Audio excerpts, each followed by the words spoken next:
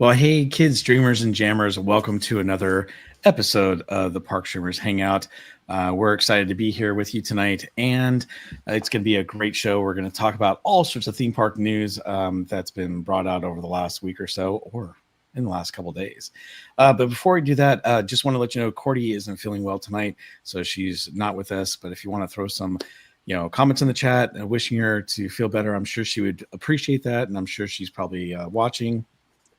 But Theme Park Casual and I are going to have a great night tonight talking about all the good stuff. So before we get started, Theme Park Casual, would you like to tell everyone where they can find you?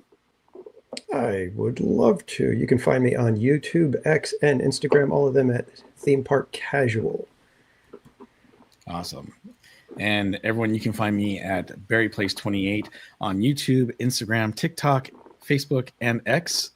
And of course, since Cordy's not with us tonight, you can always follow Cordy in California on all of her social media channels, which I think is YouTube, Instagram, TikTok, Blue Sky.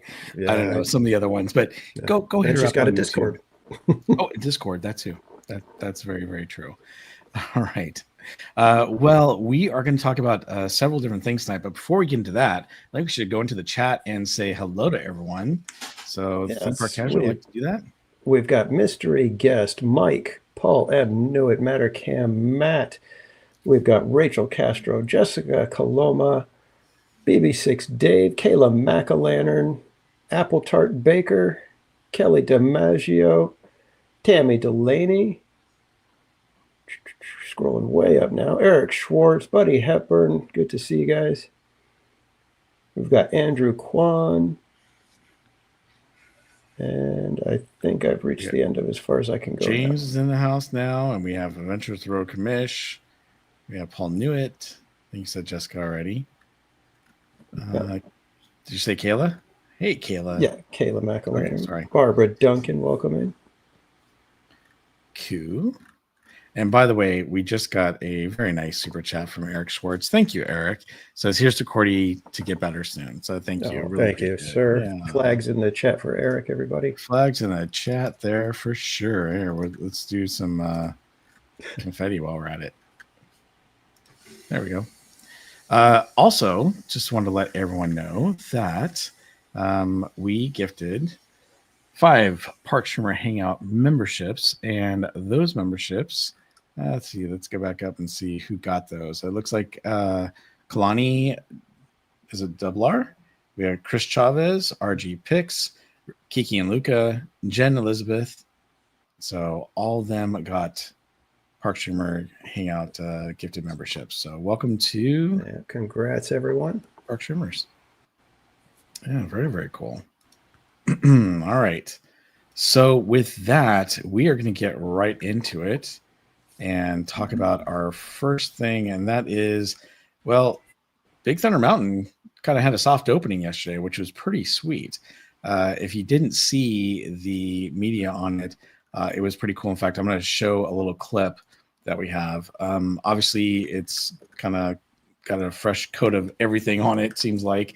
But there's one big thing that they changed, and let's have a little video for you about that. So let's look at that and see what you guys think about the new change.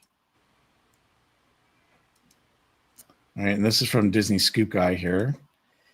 And of course, this is the beginning of the ride.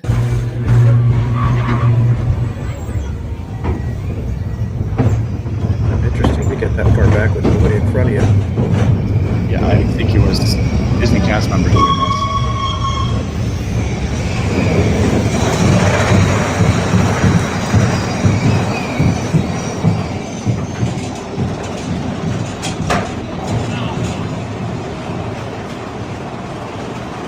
Did you hear him say ouch? All right, so I'm going to stop it right here because, well, this is something new. So unfortunately, it looks like they have gotten rid of the waterfall there in Rainbow Caverns, which is really unfortunate because I was sure that they've gotten rid of it though, or is it just not on?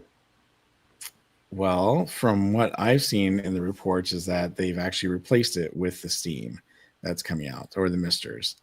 It looks cool. I could swear that they've done the misters before, even with the waterfall. And you can see that there's you can see a horizontal cut. Yep. That's where the water comes out. Right. So I don't know if they got rid of it completely, they would have covered that somehow, I think. Yeah, what's interesting is looking at some of the other blogs around, except for Disney, because Disney hasn't posted anything yet. They're saying that they did replace them with the misters now, or the steam. I know what you mean. I've seen it before in the past too. I don't know if because this is technically kind of a soft opening. Now, when I rode the ride last night, it was not lit up at all like this. Obviously, this is during the daytime too, but you see those lights up above. The lights weren't lit up, and there was no misting or steam coming out, and obviously no waterfall. So I noticed it, and I was going to say something. And I thought, no, maybe they just don't have it running yet or whatnot. And then later, when I got home, I was like, oh, look at this video. I didn't see this earlier. And so I thought it was kind of interesting that if they decide to get rid of the waterfall, I'm sure it was because of maintenance issues. I mean, water takes its toll. Yeah. Or when I sit behind Theme Park Casual and he, throws the water back at me. Oh, I thought you were going to say I missed you somehow. He throws out his mist. Yeah, I don't know how many times. That's not mist. I don't know how many times I've been sitting behind someone and they go to get their friends behind them and getting me instead, or their friends and me. It's kind of funny, but yeah, it does happen from time to time. The ride looks great. Now, one thing that was kind of interesting is last night was I was going through the TNT, cavern. The ride stopped right on the actual lift, and it was completely black. It was like, oh, did this just break down? And it was really, really interesting because we're like, okay, what's happening? What's going on? We sat there for just a little bit, and they finally said, okay, we're going to get going. And they did. And then as we started to go back up the lift, the rest of the pyrotechnics, or the sound and the videos actually went off, and it was kind of cool that it continued. And then, of course, we came out of it, and then we ended up getting stopped again right there at Rainbow Ridge, and they actually had us there for a little while because they had to put a train back so that some engineers could check it out, and they actually shut down the right side of the track, and they were running only 3 trains on the left side. So I thought that was kind of interesting. So they must have had some sort of issue with the train since the engineers were going out to it. But yeah, that's what happened to me last night. But it was fun. Real quick, we can kind of go through the video here so you guys can see a quick look.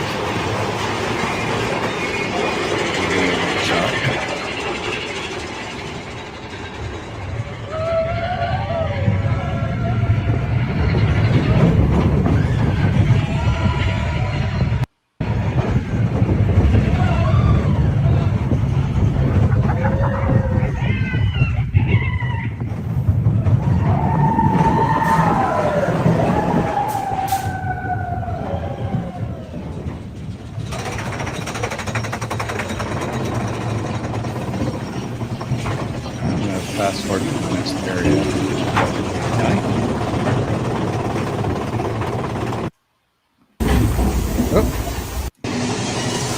So this is the TNT area. I will say it was looking really nice. It looked like they'd worked on this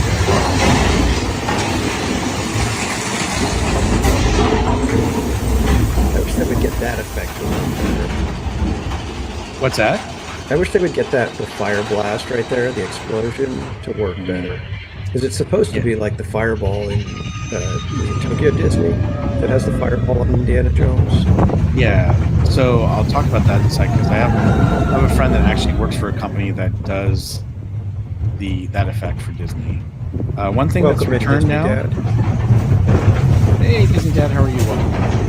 I don't know if you saw it. You couldn't really see, but they did add the water effect again. So she splashed down there by the dino skeleton. That's been hit and miss for a while, but well, it seems to be back. It was working quite a bit last night. So.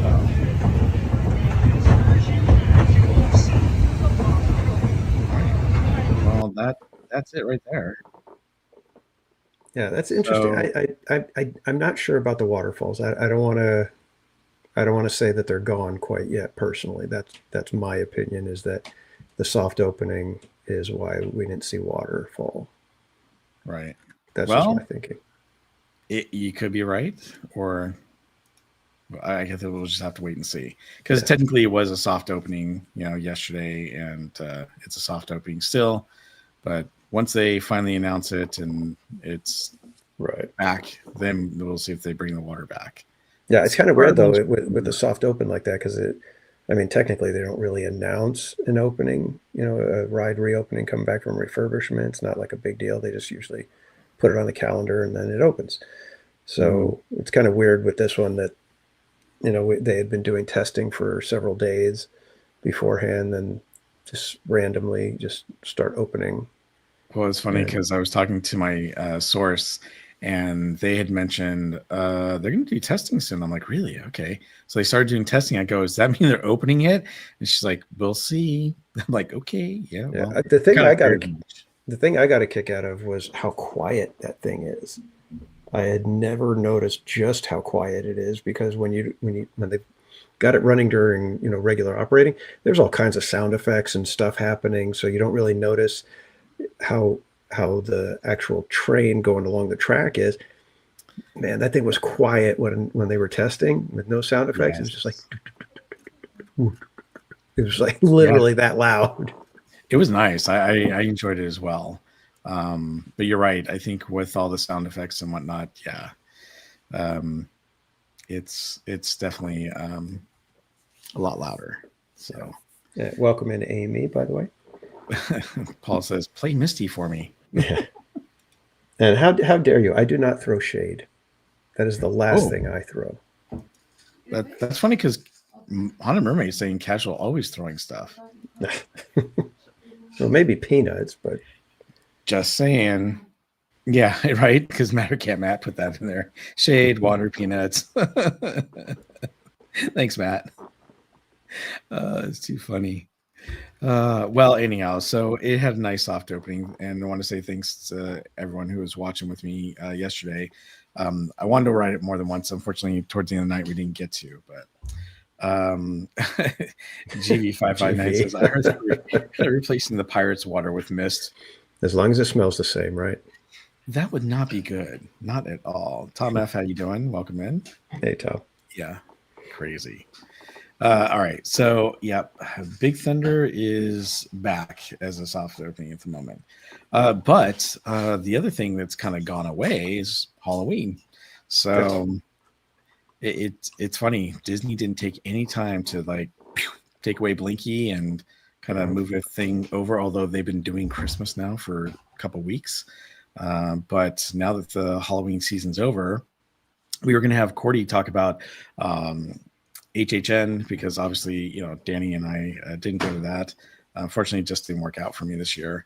But Cordy had the pass, so I was hoping we could kind of get her take on, HHN. It sounded like it was really, really good from talking to her and Live and Dev Yeah. Fam and Slim Devon Adventures. So, Yeah, I heard last night. I think it was Main Street Cowgirl was saying that they went like everybody was doing extra last night at HHN. That it was a heck of a performance from everybody there. So, oh, that's awesome.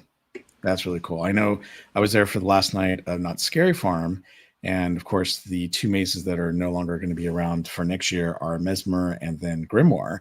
And we went on Mesmer the very last time at the very end of the night when they finally closed. And it was kind of bittersweet. A lot of the associates there were taking pictures with right. some of their friends and fans and stuff like that. And as Ariel says in the background, shout out to Noodle. So Noodle is one of the scare actors there in Mesmer, and she was beloved by many of the Halloween goers there. Slim Devon was really upset, and I think she wasn't going to be there anymore, so he had to get his photo with her. And but yeah, it was really cool to be able to be there for that experience. Not Scary Farm was kind of cool. I will say though, it really kind of killed it for me this year when they said we're not letting anyone film in the mazes. So I know I didn't continue to. I was encouraged by some of my viewers to, go back to the park and actually, just stream, the shows or the scare zones. But for me, it wasn't enough to do so. And then on top of that, I had my daughter who had a pass, wanted to go, and really didn't want to, stream all. She and I were having fun, time. So I went and had a great time with Ariel, and we really enjoyed, going through the zones. I will tell you though, so my daughter had a birthday party to go to, and I bought her and I the buffet for the very last night. Unfortunately, because she had to go to this birthday party, me and my wife ended up having to go, and I was crossed my fingers they would not put us in the park because my wife did not have a ticket, and it says specifically on the buffet ticket, you have to have a ticket to Not Scary Farm because you might have to go in the park for the buffet. And sure enough, we got up there for the 5 o'clock buffet, and they're like, "Okay, so you're going to go in the park over here?" And I'm like, "Listen, I've got to pick up my daughter from a birthday party later, and she's coming with me to Not Scary Farm. If I go inside, I can't get out because there's no reentry." And he goes, "Oh, okay." And he goes, "You want to eat inside?" And I'm like, "Yes, I'll eat inside the chicken dinner restaurant." So we did. We ate inside there, and then I went and picked up Ariel and brought her back to Not Scary Farm. It was packed. When I left the buffet, it was around, I want to say about a little after 6. The parking lot was only half full, and I was thinking, "Wow, it's going to be pretty." Maybe it's going to be pretty bare tonight. It's not going to be that busy. And when I came back, I had to park all the way out towards Soak City in Lucy. I think it was like Lucy 6, all the way back there. And it was shocking because I did not think it was going to be that busy. And it was packed like you wouldn't believe. So. And that was Saturday. That was the day after Halloween, right? Right. It was November 1st. Yeah. So yeah, it was funny because we celebrated my dad's birthday, took Ariel to the birthday party, buffet, picked her up from the birthday party, back to Not Scary Farm. It was quite the long day, but it was really, really cool, and we had a good time. The only bad thing was that we obviously couldn't go into the mazes. Mazes were anywhere from 60 minutes to 3-hour wait for the mazes. It was crazy. Thankfully, our good friend Andrew Loves Maria, he was with us. He works at Knott's Berry Farm. He was able to kind of get us into the Fright Lane a couple times. So thank you to Andrew for getting me and Ariel, Live and Dead fam, and Slim Devin into the some of the mazes fairly quickly, because it was crazy how long they were. But then at the very end of the night, some of them weren't very long, which was nice. And Mike Skellington, welcome in. And congrats to all you Dodger fans. That was a heck of a series. That was possibly one of the greatest World Series I can ever remember. I mean, that was a good series. Taking it all the way to extra innings in Game 7. It's pretty impressive. I mean, for both teams, hooray for the Dodgers for winning, of course. But it was close. My next door neighbor is he's from Toronto. So he was all in for the Blue Jays. I was all in for the Dodgers because that was my team growing up. And he was like, "You guys, you won tonight, the 6th game, but tomorrow night you're going down. Last game, we're winning." I'm like, "Oh boy." And then when I saw the score, I'm like, 0-3. Whew, that's not good. And then it was like, 3-1. 3-2. Okay, well, this is getting better. Yeah. And of course, like I said, great series. Yeah, it was fun to watch. Yeah. Oh yeah, so Ariel just reminded me in the background here, when we got to Not Scary Farm, it was crazy because we walk in and 2 guys have their phones right there on those planters where the trees are, and they're streaming the game and they're rooting on. One guy actually had a bucket he brought, and he's sitting on this bucket, and they were just having a blast watching it. And then everyone in the park was trying to stream the game, and I was having a hard time keeping up with where the Live and Dead fam was, because they had a lot of lag just because so many people were streaming in the park for the game and whatnot. So we finally meet up with them, and shortly after that, all of a sudden you hear this yelling and screaming and hoorays and everything. And it was like, "What's going on?" And we're like, "Oh, Dodgers won." There we go. Yeah. So that was cool. Cool. We went to see Back to the Future in the theater. We were supposed to see a 2:00 show, but then we had to change it because Kedrell Jr.'s schedule got changed. So we had to see the 5:30 show. And so we were in the theater, basically at the start of the game.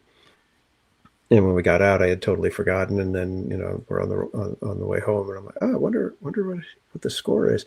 And I got there like right at the bottom of the 10th, and I'm just like, "Oh my God, how crazy!" And sure enough, by the time we got home, Dodgers win and fireworks going off all over the city, all over town. It was crazy. Yeah, good vibes. Hey, What's happening? Good vibes. I lost my voice that night from screaming so loud. It was epic. Go Dodgers. I think a lot of people lost their voices that night. And we So had Mike, member for 7 months. 7 months of Park Streamers Hangout. Fun. That's right. thank you, Mike Flags in Smith. the chat. And Very thank you, cool. Mike, for the support. Let's see here. Yeah, I can't even imagine being a Dodgers fan watching that game because you're like, oh my God, we're going into the 8th inning down 2 runs, and then they get the one, then they're going into the 9th, and it's like, this is it. And Wait, are you not a Dodger fan? I root for the Dodgers when they're playing. I'm not necessarily like a big fan. I'm not gonna sit here and say I'm a big Dodger fan because then it's like I'm just like jumping on the bandwagon. So I'm not gonna try to do that. All right. Well, it's funny because Does Steve Sachs still play for the Dodgers? Who? Steve Sachs. Steve He Sachs. still plays for. He's still on the Dodgers, right? That one I don't know. Steve Sachs. You said Steve Garvey. I've been like, what is your deal, dude? I'm not going that far back. I'll go back to the 80s, but I know Steve Sachs. I'm not going to go to the 70s. Okay, so what I was going to tell you though. Oh, so we're a house divided over here because I totally love Dodgers. My wife loves the Angels. My daughter. Are you an Angels fan? Yeah, she's an Angel fan. I'm outnumbered. And then when it comes I was more of an Angels fan because that was my first baseball game. My dad took me to an Angel game, so I kind of it's kind of one of those things where it's like we just kind of take the team that. I will tell you, even though I'm a Dodgers fan, we do go to more Angels games because it's closer and the parking's so much easier. That's for sure. But when it comes to the hockey, I'm a Kings fan. My wife's a Ducks fan. Terrible. We are a house divided big time. I'm a Kings fan. Yes, you're a Kings fan, Ariel saying in the background. So thank you, babe. Yeah. The interviews have been going on all day. And then plus you have the parade and whatnot. So very, very cool. I'm reading some of the comments here. Mr. Most Wanted, welcome in. And GKG. All right. Those were good years, man. To be a Kings fan from like 2011, the year before they won, and then even maybe a year or two after the second cup. But my God, those Stanley Cup runs were something else with the Kings. They were nuts, absolutely nuts. And they were two completely different runs. That's what made it great. Was the first one they were just like a buzzsaw going through the playoffs, annihilating everybody, and then the next one it was like 2 Game 7s, a Game 6, and then God, so much fun though, so much fun. And for those of you just joining us and wondering where Cordy is, she actually is not feeling well tonight, so she's actually taking the night off, but I'm sure she's lurking in the background there. So if you like to wish her get well, I'm sure she'd appreciate it. Okay, Kate E. Hey, how's it going? Welcome in. Well, let's get back on track here. So as far as Nuts goes, I mean, it's funny because they changed one of the shows this year, which was the oh boy, how do you say it again? It was the one on the main Calico stage. Hello. No, not the hanging. The Cirque show. Cirque du Grotesque. Yeah, Cirque du Grotesque. That's it. Thank you. I think that's what it's called. They kind of changed the story up on that. I kind of liked it. Live and Dead Fam thought it was better last year, but I thought this had a kind of a better storyline to go with it. But I did like some of the new acts they had. We'll see if they keep it the same next year or if they change it up. I only got to see one of the Conjurer shows, but it was kind of cool, and that was Magicians. The Hanging was okay this year. It was good, but it wasn't great. I kind of feel like they could have done a little bit better.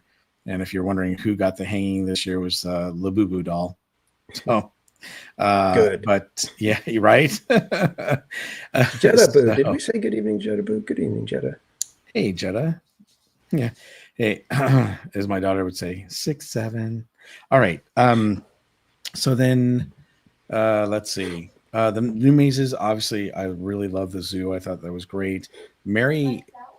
Yes, Lights Out was great with the zoo, by the way, because at 11 p.m. every night they turn the lights off. That was kind of cool, and I liked it. It was a different take on the mazes. They've done similar things like that at Knott's before, Right. but this was it was a different take on it, and I liked it because it was with a flashlight that was barely lit, and you go inside and it obviously lit up a lot more. But yeah, I like the whole premise. It went well with the maze, and then Mary was Yeah, a I was good going to say one that too. it sounds like a because you want stuff like that to work with the theme of the maze and how it works. And Hmm. like you said, I think something like that, like where you're going through a zoo, it feels better than a typical hey, let's just turn the lights off and send you through whatever with a Yeah, flashlight. well, if you remember, Pumpkin Eater actually had a lantern that you could take through, and then at certain parts it would kind of go out, and that was a really cool take too. Obviously, I like that. This one was neat because it was just this little. Seriously, you're outside going, "This is what I'm walking in with." It's not. It's barely lit up, and you get inside, and of course, it looked a lot better. But it was also neat because you got to shine it all over the place. I felt bad for some of the scare actors, obviously, because people didn't intentionally try to shine it in their faces, but it happened from time to time. um let's see. But yeah, they were good new mazes for this year. I didn't have a chance to go to the Fright Fest over at Six Flags, although I had a couple friends that did, and they enjoyed it, and they think it's getting a lot better. They think that the quality of the mazes is definitely has improved over the years, and I'm sure now that they're with Cedar Fair Parks and Six Flags together, they're probably able to share some of that stuff. Yeah. Well, they've got IP for Fright Fest, True, right?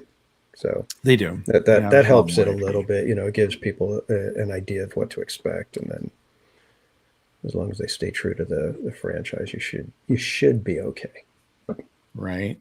Yeah, absolutely. But Magic now, continues. Welcome in. hey, the magic continues. Good to see you. But now that we are done with Halloween, we are going right into Christmas Well, time, let's talk Mario. about Halloween at Disneyland. I mean, Oh, they you don't want to talk do about a that? whole they don't do a whole lot. I mean, there's Oogie Boogie Bash. What did you think of Oogie Boogie this year? So I enjoyed Oogie Boogie this year. To be honest with you, I wasn't. I was thrilled about Maleficent coming back. I was not thrilled to hear that they were bringing Syndrome. I will say my second experience with Syndrome, the second time I went for Oogie Boogie, was much better than the first time. I was trying to talk to him. I was trying to goad him a little bit to get him to talk with me, and he just didn't have anything to do with me. The second time I went through, it was a much better experience, a lot of fun. It was good. I will say that it's the same as it was last year, except for obviously the new characters. I think that they could definitely mix it up. The problem with, I think, like the Marvel area, they need to come up with a better villain because really I can't stand Agatha that much. To Yeah, I me, don't, I don't know anything uh, about Agatha, so she's just some other lady as far as I'm concerned. I'm just like, yeah, whatever. I'd rather see like a Marvel, like a real Marvel villain, be a part of the Yeah. Avengers campus. And who knows, maybe once they finish the new rides, they will bring in some more of the villains, and maybe they'll trade out Agatha. But Yeah, I mean, you would think that Red Skull would make a better villain at the very yeah, least. You know, right. There's plenty of better ones. I mean, even they even they brought I don't know. I mean, yeah, well, there's plenty of people they could bring in. yeah, So I love the parade. The parade is great. And by the way, yeah, if great. you're not familiar, the song they use for the parade is the one that they started with at Disneyland Paris. It's a little bit slower version. Ours is a little more sped up, but Right. it's a lot of fun. I think our parade is great. I really do I enjoy love the it, and parade. I enjoy seeing the headless horseman come down the walk, the parade route. I And think I love that's that really version cool. of the It's Halloween, Loween. God, I love that Mhm. version. Yeah, yeah. Well, that's what I'm saying. That version in Paris is a little bit slower, but the Hmm. one we have is a little bit faster and upbeat, and I really like it. So I think it's great. Obviously, Villains Grove. I know you don't care for it, casual, but Yeah, just yeah. kidding. Yeah, that's amazing every year. And what I liked about it this year is that it looked like they definitely tried to. I mean, it was pretty much the same, but I didn't remember Maleficent last year being part of the No, thorns that that you saw in the that's beginning. So new. that was That new. is new. Yeah, or at And least I didn't see it the last yeah, couple of years. so I thought that was really cool. They brought her aboard. Um, but I think they need to do something new. I'm getting to the point where I love Oogie Boogie, and my Oogie Boogie streams were great, but we need something fresh. Speaking of something fresh, Tammy Delaney just gifted one Park Streamers Hangout membership. So thank you so much, Tammy. Thanks, Throw some Tammy. flags in the Flags chat. in the chat. Yay! Very cool. And congrats, Gary, for snagging that membership. So it's funny. I never got one survey this year for Oogie Boogie, and normally I do. And last year on the survey, they actually asked people if they thought that they would like to see like a maze.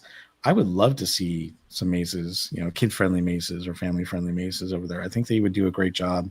I think production value they would do well as also, but they're kind of just doing the same thing over and over. And while it's fun, like the last 2 years, I took Maria and Ariel, and we would go for Ariel's birthday. And this year, Ariel's like, nah, I'm old enough. I want to go to Not Scary Farm. I don't care about Oogie Boogie. So I said, okay, fine. So I bought myself 2 tickets so I could stream 2 nights, and I enjoyed it. But I kind of agree with them. It's kind of getting a little same-o, same-o. Yeah, I totally understand, people saying, we kind of done that the last couple of years.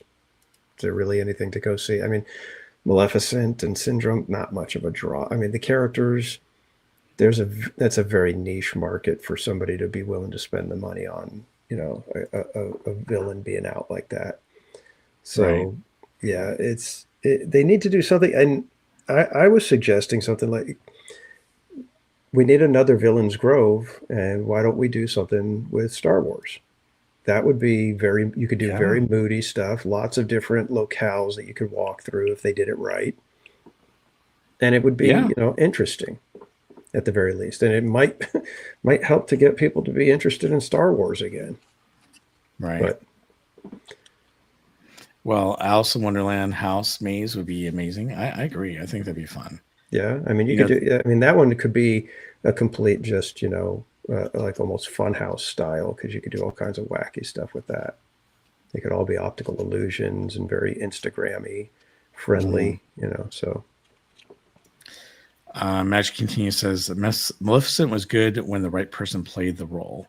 I agree. That's with many of the characters though, because Sid 2 years ago there was one Sid that was just amazing. I mean, he played the role so well.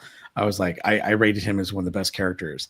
And then last year they had 2 different people playing Sid, and I don't think they quite captured that magic that the other scare actors have. And everyone's different, obviously, and everyone plays a role just a little bit differently. But yeah, sometimes when you have that perfect person, it makes all the difference. Yeah. And welcome in, Mama Bear. Actually, Paul brings up the whole thing with the rumor of the Evil Queen. That, some of the villains or just the Evil Queen is going to be relegated to the after hours for Oogie Boogie or whatever. I don't know. Is that what you're hearing? So what I had heard is that they were going to limit her. They weren't going to completely get rid of all the Disney characters. I know it was like, oh, we're getting rid of the Evil Queen and all the characters. There's a lot of people freaking out there. I think it's majority of, hey, now it's Christmas time. You're not going to see some of those characters as much. The evil villains, probably because it's Christmas time, but also I don't know. We'll just have to wait and see. My sources are saying that it's just basically going to be, we're just going to be limiting, some of the characters, and that's it. So, which makes sense because they're making cuts left and right, and they do that all the time. So what's the difference? I just think that this thing is kind of blown up, but we'll wait and see what happens, and we'll address it then. So. Mitch's Adventures, welcome in. Yep. Oh, Mom Bear One says ninja watching tonight. Well, thank you for ninja watching. Yeah, whether you're ninja watching or just in the chat, thank you for joining us tonight. Appreciate it. Yeah, and something it's like I always wonder. It's like, why don't they just bring out just random characters? I mean, I know there's the ones that everybody wants to see and everything, but it would be nice to have a rotation of the lesser known characters just randomly. It's like I don't understand why they don't do that. But then a lot of these characters, it's like you have to be trained on how this character acts. Right. and you can't just throw somebody into, say, a Robin Hood. Can't have somebody become friends with Robin Hood and expect everything to go just as smoothly. Especially the face characters. The face characters, you can't. I mean, they're very particular with that. Even though there's some choices where I'm like, really? Mm-hmm. But yeah. Oops. Welcome in Mitch's Adventures. Thanks for joining us tonight. Yeah, I agree with you. That's the thing. And you do have certain characters, or I should say cast members, that play multiple characters. And so I'm sure they try to rotate them out when they can. But yeah, I would love to see some of these characters a little bit more. I mean, like the Cheshire Cat, old character, but I love that character. And when we saw that character at Chalk Walk, so cool. Actually, they were there the last 2 years. But you just don't see that character very often. White Rabbit, every once in a blue moon, you see the White Rabbit. But obviously there's classics like Captain Hook. I love seeing Captain Hook. So, GV509 says Disney needs to update most of their after-hour events, and that's something I've been saying for a long time. Yeah. When it comes to the Sweethearts Night, to 90s Night, to Star Wars Night, and then Oogie Boogie's the only one that stays open an hour later. So that's great. They stay open for 5 hours, but really these after-hour events should be 6 hours, especially for the money they're charging for it. It's like, hello, I'm spending a lot of money here, and I'm already an annual pass holder, Inspire pass holder, and you're making me pay all this money for what? If they're not careful, Universal is going to eat their lunch. Yep. Because Universal, even with a hit of Back to the Future, said, nope, we're changing it. That's impressive. Yep. That to me says that they've got a multi-year. This was a multi-year plan. That if it was a hit that first year, they already knew what years 2, 3, 4, and 5 were going to be, and it wasn't going to be just a hey, let's just keep doing the same old. They're planning every year. There's going to be some new stuff going on. Well, and they didn't waste any time letting people know we're doing a fan fest for next year and you can buy tickets now. By the way, we're going to have Scooby-Doo. It was crazy to me because literally Fan Fest was just ended in May, right? Yeah. So then we got June, July, August, September, October, and we're just hitting into November. So 5 months later, less than 5 months later, they're already selling tickets. They've already been selling tickets for a month now, right? Mm-hmm. Yeah, so like 4 months. And I think that's great because I'm planning on buying tickets and going, and I'm looking forward to it. So I think it's going to be great. And I agree with you. I'm hoping. Well, see, this is great for Disney though because they need some competition. Because maybe now they'll change some things up and make things a little bit better. I got to say, some of the things they do at the after-hour events just boggle my mind. I love a good DJ, but if you have a DJ playing top 40 hits at the center of Star Wars Night, not really playing any Star Wars music. Well, what you got to understand is Universal is giving you experiences that you can't get at any other time. Disney is giving you meet and greets. Yeah. That's not enough. That's not going to be enough, at least in my opinion. Because we already have meet and greets. That's what I mean. I don't know why people keep spending the money on these after hours events. Like I said, for me, Oogie Boogie, it's Villains Grove because you can't get Villains Grove anywhere. Mm-hmm. And yes, Paul, they do have a new coaster coming up, which is going to be awesome. I've been seeing a lot of test footage from that. And so, but that's the thing is that Disney really needs to start coming out with, I know they've got things planned. They got, things, 2 new rides coming out in the, Marvel land there. We've got, the Coco ride and Avatar ride they're going to be building. That's all for DCA though. Disney, we're still 2 years out from any of those at least. Well, yeah. Well, and to be honest with you, I think they're planning on those for 2028 time frame because that's when the Olympics is. So, hey, guess what? We got all these new rides. Come on out. I mean, some of them may open in 2027 or between 2027 and 2028, but I have a feeling that's their goal and their plan. So we'll see what they do at Disneyland. They have nothing new. Magic Continues basically gives the only reason why the after hours events would be a value. Right. I think for people who don't go to the park very often, it makes it a great time to go to the park because you can get on the rides very quickly and you don't have to wait very long. That is a big perk. As long as all the rides are operating. True, as long as all the rides are operating. But for Like us, during it's Oogie kind of like, Boogie, well, no Radiator Springs racers during Oogie Boogie. yeah, that's ridiculous. That's dumb. Mm-hmm. Yeah, you think that they would have that ride open, but that's the thing. They need to have longer hours and more rides open. Yeah. There we go. Okay, now we went off on a tangent on After Dark stuff. Yeah, I know. Oh well. Let's talk about the next thing, which is the holiday season. Look, I've already fested with my Merry Place logo in the background. So we have the holidays hitting at Disneyland. Now, I think that's funny because we were just talking about characters, right? So let's talk about this real quick. Oops, let me share the screen. Give me one sec.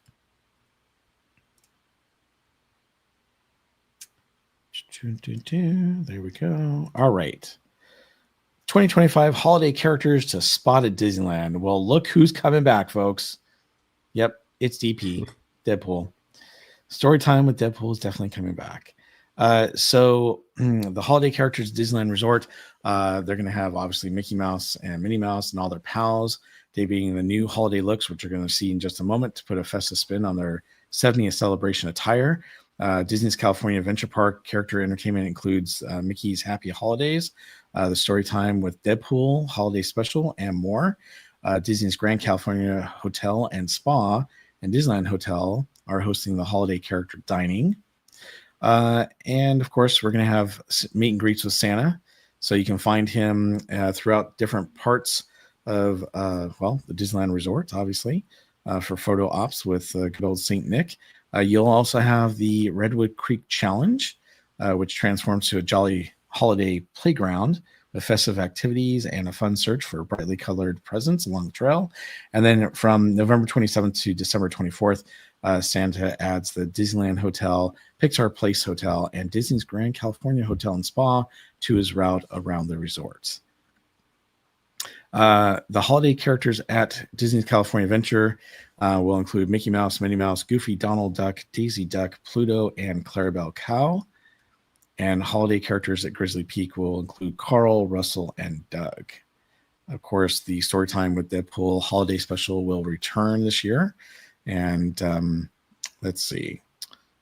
Doesn't say, is Wolverine back? Oh, yeah, at select performances, Wolverine may also stop by. Now, this is funny because remember how we were just talking about characters? And Mama Bear One, I know you mentioned this in the chat, and we didn't bring it up, but you mentioned, well, it's probably because they're not having as many characters because Christmas time is coming. But it's also interesting looking at this. Now, this is the Disney Parks blog, right? Now they're going to tell you about who the characters may include. Here we go. Mickey's Happy Holidays featured characters may include Mickey Mouse, Minnie Mouse, Joy, Mr. and Mrs. Incredible, Frozone, Woody, Jessie, and Bo Peep. But that's may include. It's not confirming. It's just may. Right. And I think that's because, like I said, there's certain people that are allowed to be friends with these characters. Mm-hmm. And those friends sometimes need a day off. And therefore, when Mr. and Mrs. Incredible and Frozone have their day off, that's when you can guarantee that Woody, Jessie, and Bo Peep will be there. True. So it's that kind of thing that, just staffing, they okay. They're gonna keep the costs, as low as possible. So that's why it's, sorry kids, Frozone needs a day off. What are we gonna do? Well, we have Viva Navidad coming back. Maribel's Gifts of the Season. I heard that Viva Navidad was not coming back, and now it's like, wait a minute, where did I want to say it was even Five Fires. I thought it was Calibe Mondo that said that Viva Navidad was not coming back. But yeah, it's coming back. Well, it's funny because it has maybe it's a sign from last year. But here it says Maribel and let's see, and her friends gather at Paradise Garden Park for their own Fiesta de Navidad celebration. So it's a different version, probably, but it's still a Fiesta de Navidad. During this whimsical returning street performance, see, it says returning street performance, sing along to Surface Pressure, We Don't Talk About Bruno, and other catchy tunes from Walt Disney's Animation Studios Encanto. We also have the Christmas, a musical Christmas with Mariachi, Alegria de Disneyland, and Miguel. And so on select days, you may encounter Miguel from Pixar Animation Studios, Coco at Carthay Circle as he joins the Mariachi Alegria de Disneyland for heartfelt stories and holiday songs, and musical Christmas with them, I'm going to say it again, is an evening street performance with beautiful bilingual renditions of holiday songs. Here we go. Disney Vivida. Viva, I can't even say it right. Viva Navidad. There we go. Oh, The daily James, cultural celebration of Disney. Sorry, James Lapsansky with 5 gifted memberships. Whoa, James, thank you so much. Let me flags in the chat for James. Woo! I got to do some confetti here. And all right, there we go. And we had Roto Commish with 7 months of membership. Thank you, Roto Commish. Can you believe it's already been 7 months? Damn. Crazy. Mm-hmm. Well, thank you for the gift of memberships, James. And thank you, Roto Commish, for being a member as well. All right. Going back to our article here. Where'd it go? Here it is. So the daily cultural celebration at Paradise Gardens Park features live music, specialty dishes, and character appearances inspired by the Latin American traditions with a touch of Disney flair. Meet Maribel at the Paradise Gardens gazebo on select days. Other members of the Madrigal family may make appearances as well. Okay. But yeah, see, that's the... here it is. Sing samba and shout "Ay caramba" on Saturdays and Sundays. The 3 caballeros, Jose, Panchito, and Donald Duck, are joined by folklorico dancers, mariachis, Brazilian samba dancers, and more during the Disney Viva Navidad street party. So they're still having a street party. Yep, that's why I said I don't understand why somebody said that it was not coming back. That rumor. I don't know why they wouldn't bring it back, because this is a hit every year. I thoroughly enjoy this celebration, this parade, but notice it's on Saturdays and Sundays. And I want to say, didn't they just do Saturdays and Sundays last year, or it was weekends only? Yeah, I think it was. Yeah. So, and it's a bummer because they used to do it during the week and the weekends. It was basically every day, and now they've moved it to just weekends. So that's kind of a bummer. It's understandable. Now we have. I mean, it's in such a weird spot of the park that it's not going to be crowded. It's not the kind of thing that a lot of people are going to make a point to get over there to see. So it's kind of like one of those things that you see it if you happen to be passing by. Otherwise, you miss it. That's the problem is I do remember hearing announcements over loudspeakers saying, "Hey, come join us in Paradise Gardens for the Viva Navidad." The problem is they don't say it enough, or they don't advertise enough. And you're right. There are times when people are like, "Oh, hey, what's going on?" But I will tell you, it was always pretty much packed every time I've seen it. So there's never been a time where it was like just a few people standing around. Way back when it was in the middle of the week and everything packed? Yeah, even during the week. Mm-hmm. And they only do they would do them in the late afternoons, early evenings when they perform. And it's not a very long show. It's only like 15 minutes or something like that. Yeah. But again, who knows? Maybe it's a cost issue. Well, that's an issue. I mean, there's a lot of performers in it. There are, yes. You don't pay them for just the 20 minutes that they're on stage. You pay them a full day, because usually there's multiple performances. So you're paying somebody, basically a full shift. So this is the new outfits for Minnie Mouse and Mickey Mouse for holiday this year. What do you think of them? Let me see. I had them pulled up a second ago. Where is it?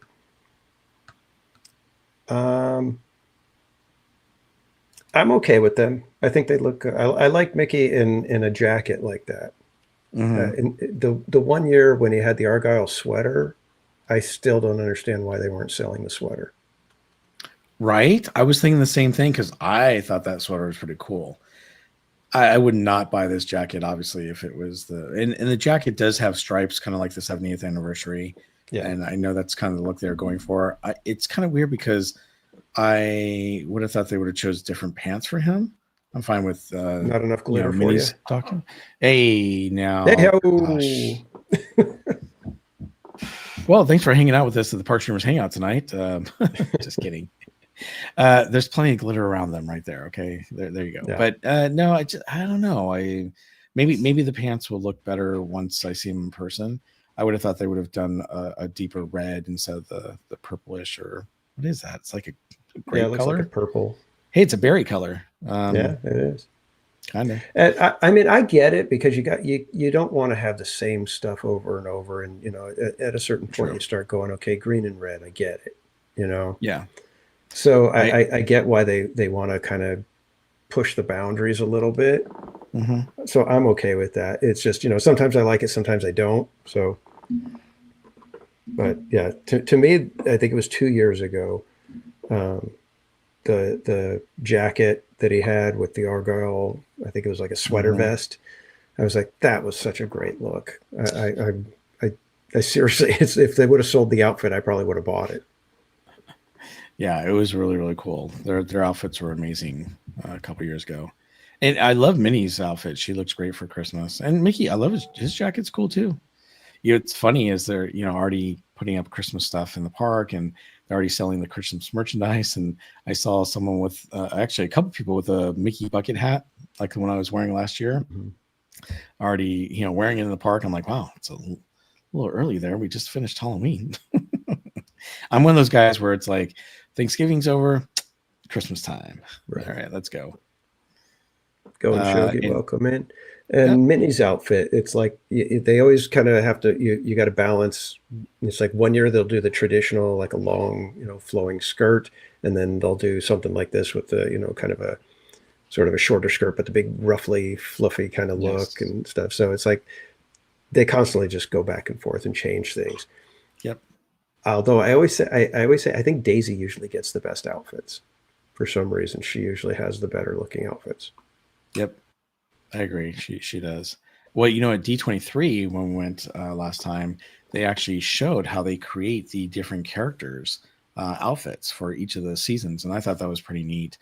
Seeing, I mean, they literally are working on these for months before the season comes out and trying to figure out what they're going to do. So I know it's a big task, and they try to do their best every single season. And, like I really liked, let's see, I didn't really like the Christmas outfits last year, but I really liked the Halloween outfits that they had this year, for the characters. So it always changes. So it's only one season. All right, so you can see the holiday characters at Disneyland Park, and they are going to include, the Christmas characters in the Christmas Fantasy Parade may include Buzz Lightyear and Woody, Green Army Men and Jesse, Anna, Elsa, and Olaf, Max Goof, Bella and Beast, Snow White and the Prince, Princess Aurora and Prince Philip, and Cinderella and Prince Charming. Over on the Holiday Fun with Santa and Friends, this is going to be at the Fantasyland Theater, and it's going to feature festivities through each day through December 24th. In addition to greeting Disney characters, you can watch animated shorts, do sing-along to holiday songs, and much more. And some of the characters you may spot at the Fantasyland Theater are Chippendale, Goofy, and Pluto.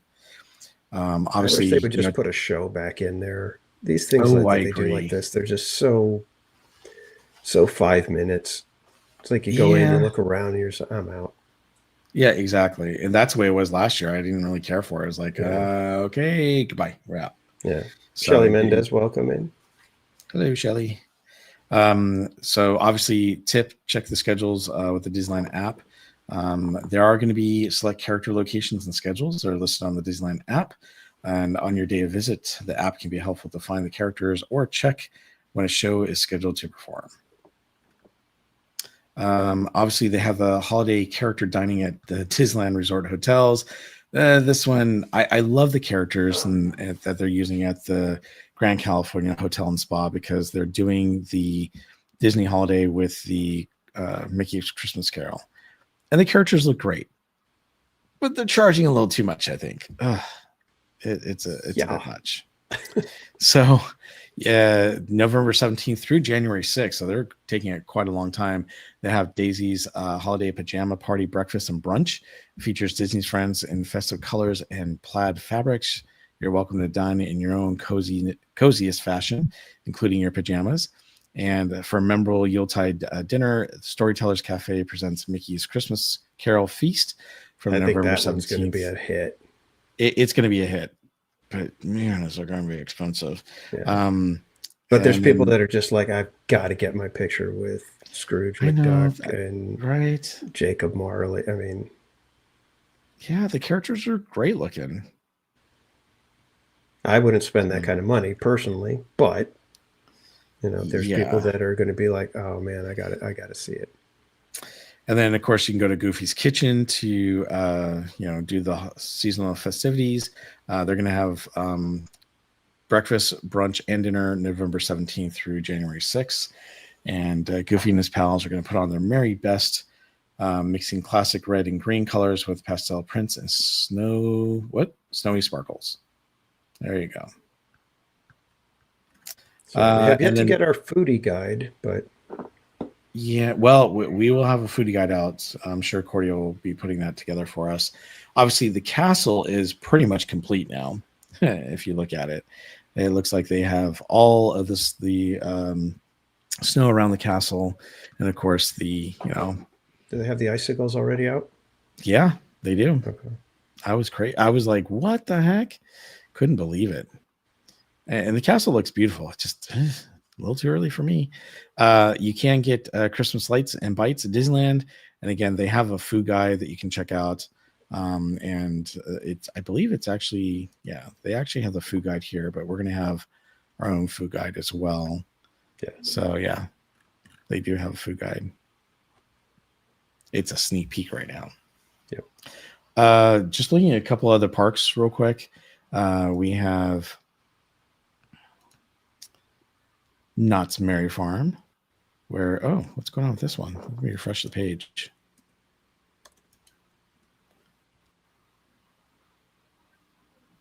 Oh, what's going on with my page here?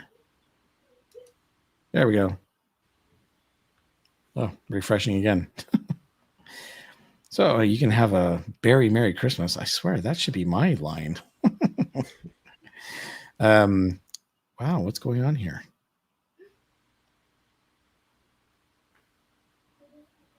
Not sure why the page is taking so long to load, but it's a little slow here. But November 21st through January 4th. So they're starting a little bit later because Disneyland starts on November 14th. I don't know about you, but I went the last 2 years to Disneyland on, here we go. Look at that. Oh, so nice. Snoop is falling. So I went to Disneyland on the opening day of Christmas. And let me tell you, it was packed, it was crazy, and it was not a lot of fun. So I don't plan on being there on the 14th. In fact, can't even get a reservation at this point. Are you going to go on the 14th? I will be at Disneyland on the 14th, but it's a family day. So gotcha. I won't be streaming. Everybody else can have fun streaming and looking at all the stuff and bringing everybody the festivities. I will just be walking around enjoying the day with my family. Sure. Until we see those Instagram posts. Oh, look at here. Well, I'll be taking pictures and stuff, of course, but it's not going to be a live stream or anything like that. Gotcha. All right. So Knott's Merry Farm, November 21st to the January 4th. This holiday season, they're going to have the Christmas shows like they do in the past, which is Home for the Holidays. It's a musical review featuring classic Christmas tunes, holiday lights, magical dancing toys, and dazzling snow, all set to elaborate transforming wintertime stage. It's a great show. I love it. I think they do a great job with it every single year, obviously. They'll also have returning the beloved Ice Snow, starring the famous Beagle and the Peanuts Gang. So Snoopy on Ice is going to come back as usual. That's always a great show. I mean, it's probably my favorite Christmas show at the theme parks. I don't know about you, but I love it. Yeah, I mean the ice, especially this current show. Gosh, what is it called? can't remember the official name of it, but it's a fantastic show. Hits all the right notes for Christmas. Yeah, I don't remember what they were And then calling Home it. for the Holidays, it just, that one I love it just because it feels way bigger than that little stage that it's on. You know, it's a huge, it just, like I said, it feels big. It feels like a Broadway production with how crazy it gets with that one. Well, it's because the house folds, opens up and it folds, and it's wonderfully done. So, of course, you're going to have delectable holiday dining, which Knott's always does a great job of having food every year, typically for Knott's Merry Farm, Boysenberry Festival, et cetera, et cetera. Of course, the Streets of Calico play host to Christmas Crafts Village, which is offering one-of-a-kind gift ideas and a magical snow and glow experience. And I think Danny and I talk about this every year, but the snow and glow is my favorite experience. I know Disney does theirs, and it's magical. Yes, the snow comes down. It smells like gingerbread, and it's really it gives you all the feels. It does good, but there's something about the snow and glow that just, I don't know. It feels like it brings strangers together. That's what I think I like about the snow and glow. Disneyland, it's nice, people smile and whatever, but it's mostly a very, intimate kind of, with the people you're with. Where at Knott's Berry Farm, it just feels like it suddenly turns into a giant party and everybody's laughing, and you can, you look over at another dad or somebody, and their hat is just full of the Snope, and you're laughing at them and they're laughing at you because your head's all full of Snope and you don't even realize. Right. It just, that's the feeling that you get at Knott's. It suddenly becomes a community type of thing, where at Disneyland, it's much more of a, for those that you're with. Yep. I think it's more traditional at Knott's Merry Farm because you get, like you said, it's more of a party and celebration at Disneyland, where here it's more of, they're playing the music from Home Alone, which gets you in the feels right away. But then they have it's just a traditional ghost town with white lights all around. It's not multicolored lights, just white lights all over the place, just like they show here for the Calico Saloon. And then you have the chimes that are playing and the music afterwards that just kind of go with the actual Snope. Yeah. Hold on one second. Good night. Ariel's going to bed. All right. But they have a little video here that they have on the website. So I'm going to play that for you guys.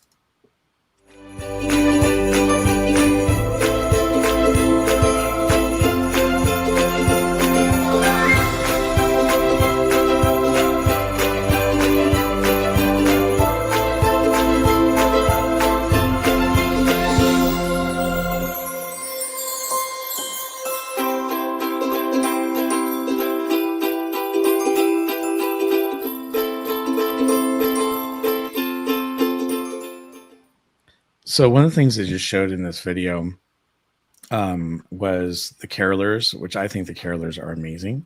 So it's always great to see the carolers there. The other thing, and this is Home for the Holidays, is what the stage show looks like. The other thing they have too is the lighting of the Christmas tree. And they do the lighting of the Christmas tree at Disneyland, but I think, again, it's a little more special here because here they actually have carolers come up onto the stage. They usually have a family that they welcome up there. They give them usually like that lighted ornament that you see there, to help, start off the season by lighting up the Christmas tree every night, usually around, was it 4:30 p.m. I think, something like that. 5 o'clock. Like no, 5:15. 5:15. There we go. They do like 5:15. It's like some weird time. But it's great because at 5:15 you get to see the lighting of the Christmas tree, and then if you rush over to the Calico Ghost Town, they immediately have the snow and glow every half hour, it's on 5:30, 6:30, 7:30, so it's on the half hours. And it's a magical experience if you can do that. I think it's great. Of course, they have Santa, and the Santas are always very well done and very in traditional costume. And one of the fun things about Knott's Merry Farm is after Christmas, because Santa needs his rest, you get to see the Snoopy dressed as Santa for your photo ops. Yeah. That is cool too. And of course, you got Santa's Christmas Cabin, where they have all sorts of different treats, And drinks. them no good, low down, dirty rascals. They have the chocolate chip cookies baking in the little toaster ovens right when you walk in, so you get the smell of Yeah, fresh baked chocolate chip cookies, and you're just like, oh my god! And they're all just sitting right there, nice and warm. sorry, I'd like to Diabolical, drop I tell you. $50 real quick, please. Now, It's the it's one, it's huh? just diabolical, I say. Yeah. The only thing that was not so great last year is I love getting their cocoa mugs, because they would sell the cocoa mugs for like Mhm. 9, $10, and then you would get free. You get free refills at night, and I think it costs like $1 something after that. Or actually, for a while there, they were just doing free refills for a while before they started charging. But they would always ask if you wanted peppermint added to your hot cocoa, and it was great. Last year they didn't do it. They Mm. didn't have the peppermint to add. They just had whipped cream, and I was like, "What? Come on!" Yeah, they would do So better to just charge an extra dollar for the cup and offer the peppermint. yeah, I agree. I agree. So I may have to smash my own candy canes up and bring my own peppermint into the park And for Hope this year. Blaymeyer's welcome in. Bianca, good to see you. Yep. Oh, Ariel wanted me to remind you guys that we just bought peppermint whipped cream for the holidays. So they had it in the grocery store. I thought it was pretty cool. Maybe Yes, they yeah. need to do that. I don't usually drink hot chocolate. I'm usually drinking coffee. If I do anything with hot chocolate, it's I have the hot chocolate in the cup when I pour my coffee in. Aha. Yeah, I don't drink coffee, so sorry. All right. Well, moving right along, since Six Flags is part of Knott's Berry Farm, I should say Knott's Merry Farm. Six Flags also has Magic Mountain's Holiday in the Park. Now it's funny because I went to look for some information on this. I found the page from 2024. I couldn't find the page for 2025. I don't think they've created it yet. So if you go to Six Flags, you'll find Magic Mountain's Holiday in the Park. It's a tradition they've been doing for 10 years now, or actually longer. I think it's 11 years. And you can step into the world of holiday fun with this one-of-a-kind celebration, enjoying twinkling lights, some of your favorite rides, festive shows, and wintertime activities galore as you celebrate the season with Six Flags. Unfortunately, there's nothing to click on here, so there's nothing we can show at the moment. But they usually have themed areas that you can experience, which are really cool. It is going to be November 27th through January 4th, so it's going to start a little bit later than Knott's Berry Farm and Disneyland. But yeah, you can go to Magic Mountain's Holiday in the Park. And of course, we also cannot continue on without. Oh, did I share that? Did I share that screen? I don't know, No, I didn't share but that screen. Bianca has a question about the season passes. Mm-hmm. According to the website, there's only days left to buy a 2026 Gold Pass and get unlimited visits to 40 plus parks, plus access to seasonal events like Knott's Merry Farm. The final extension, just 10 payments of $9.50. So I don't know what changes after today, because it's got a counter, the timer counting down, and there's less than 3 hours left for that deal. But I don't know I would what the difference is if you don't get it today. I would say that's a really good deal. And I would definitely take advantage of it. If you would, well, let's put it this way: choose what home park you want, of course, because they also sell passes for Six Flags Magic Mountain that you can also use to go into all the other, Six Flag entertainment parks like Knott's, Merry Farm or whatnot. I chose not just because it's closest to my house, but if you live closer to Magic Mountain, you might want to make that your home, park. And I don't know why, but for some reason the tickets and passes are a little bit different in price and whatnot. So Yeah, I don't know. I decided to get yeah, the Prestige Pass this year for Knott's, just so that we all got it too for my family, so I'm looking forward to it because definitely want to use the Prestige area. So, and if I'm not mistaken, I did you see anything about the locker situation at Knott's? That now you do get the complimentary 2 hours? no, I Did they want to change it say finally I want to to that? say that they changed it. I thought I saw somebody. Oh. No, they need to do that because I'll tell you right now, the whole thing of having to rent a locker is ridiculous.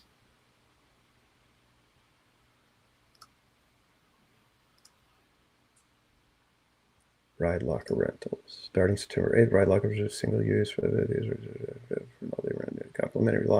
complimentary lockers are available for up to 2 hours. Oh. So they made the change. I think everybody was pretty upset with that, and it was kind of like, okay, you guys are just squeezing dollars out of us now, and so. Well, it didn't look like a lot of the lockers are being used, by the way. Well, that's what I mean. It's like, so they probably were seeing that, you know what, this isn't working the way we wanted it to. So, yeah, good. So yes, I applaud Knott's for making the change. Awesome. And of course, we also have the Grinchmas. So if you go to Universal Studios, you can also get your admission includes Grinchmas, which is nice. It's November 24th through January 4th. So they're also after Knott's and Disneyland, but you can get warm fuzzies with a side of sarcasm. I think that's pretty funny. So during the holiday season, you get together with the Grinch at the Hoot-tacular celebration to enjoy music and fun of Grinchmas and meet the maven of mischief himself, his dog Max, and favorite Whoville residents. You also witness spectacular lighting of our one-of-the-kind Dr. Seuss-inspired tree to join in the celebration of music, song, and light, plus much more. And you can put a little snark into your holiday spirit with the Grinch. Which is great. You also have other, let's see, I think these are just pictures, with the Grinch. Other festivities they have the, tree lighting with the wintry snowfall, which everyone seems to have now. And then you also have holidays at Universal Studios. You have the Christmas in the Wizarding World of Harry Potter, which is amazing. If you've never seen the projections on the castle, Hogwarts Castle, it is amazing. They're going to do joyful holidays at Super Nintendo World, and there's so much more to do. So that's what we have for Universal Studios. All right. Gosh, I wish I lived closer to studios, because I've had fun the couple of times that I've gone the last couple of years. It's way too far for me to be able to go on a regular basis. Oh, I know. It's always funny. So just so you guys know, in case if you ever send me a message while I'm showing stuff, because I usually run the stuff in the background, I don't always see the comments because I'm showing all these pages. And I come back and I'm like, oh, you missed 226 comments. Oh, okay. Thanks. So just FYI there. So I'm looking forward to the holidays. We'll see how it is. I know Cordy's probably going to be going to Universal Studios. I don't know that I'm going to, go to Universal. It's not super far, but it's far enough where it's like the Fan Fest. I would love to buy the pass of Fan Fest, but it's only for a few weeks. And I would literally have to go at least 3 times to make it worth my while, which is basically once a week or more. And I just don't see that happening. So I'll definitely buy a ticket for one day. But I love the Grinchmas. I've seen it before and I've been there before, and it's always a lot of fun as well. So I'm glad that everyone has their own little take on, Christmas. And that's what makes it fun, is that they're all kind of different. And they all do the Snope a little differently too. Yeah. So we didn't even get into SeaWorld or Legoland. Oh, geez. I forgot to bring up SeaWorld. Hold on for a second here.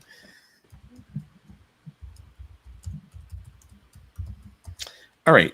Oh, is that Orlando? Did I click on the wrong one? I might have clicked on the wrong one. Hold on one second. Yep, I clicked on Orlando. Give me 1 second here. Yeah, SeaWorld always has they don't do a whole lot, but it is nice. All right, what's going on here? Let's close that and go back. Let's do San Diego. Should have put that in the first place. All right. So it doesn't look like they have a whole lot up, but let me go ahead and share this page with you.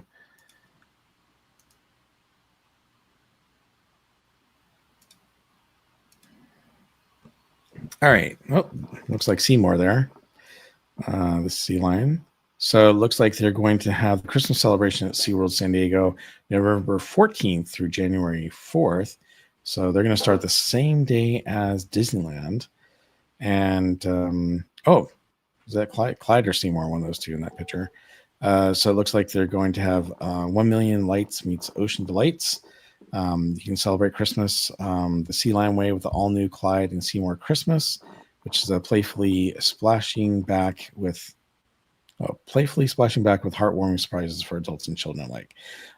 They have a spectacular holiday event full of lights, cheer, and magic. Let's see, you get to see a new Christmas show. You can also meet Santa and Rudolph. The cool thing is they do the actual Rudolph the Red-Nosed Reindeer stop motion animation characters there. So let's see, they do have Snowfall, and they also have a cheerful Christmas parade. I think when you and I went with my family a couple years ago, they did the laser lights, which is kind of cool. Wait, or was that summertime? I can't remember. Was that Christmas or sometime we went? When I went? Yeah. That was like 4th of July. Oh, never mind. I think they still do the laser lights. So let's see. All right. So it looks like they're going to have a few things like Santa's reindeer. I saw that last year, and that was really, really cool. They have the snowfall throughout the park, which is nice. You've got the all-new Clyde and Seymour's Christmas special. All-new Toy Maker Trouble with Mrs. Claus and Elves. So it looks like it's the brand new thing. They're also going to do the returning favorite Stocking Full of Souls at the Nautilus Amphitheater. That was good last year. I enjoyed that. And of course, you've got the returning favorite Happy Harbor Holiday. That was okay. It's really cute for kids. I don't know if I would do that again. All right. Sorry, I had to say goodnight real quick. They have the returning favorite Mrs. Claus Christmas Parade. And there it is. Yeah. See, returning favorite Donner and Blitzen's Laser Light Show. Ooh, it's actually pretty cool. I like it. You also have the Snowflake Seekers Christmas Quest. So you can go on a little Christmas quest and let's see. And you can get the scavenger hunt map at the Christmas shop. And then they have the 30-foot tree lighting, which is great. Rudolph's Christmas Town. You can get your photos taken with Rudolph and Clarice, which is cool.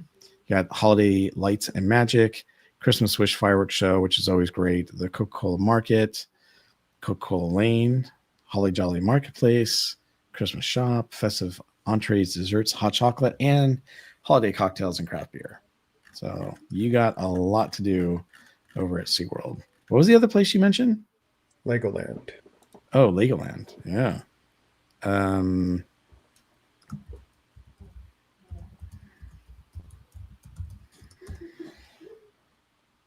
Let's see. Holidays at Legoland. And let me share that page real quick.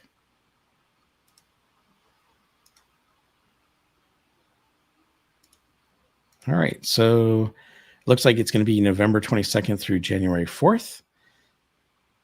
We'll look at the Lego Christmas tree. Can you imagine how long it takes to put that Christmas tree together? That's crazy.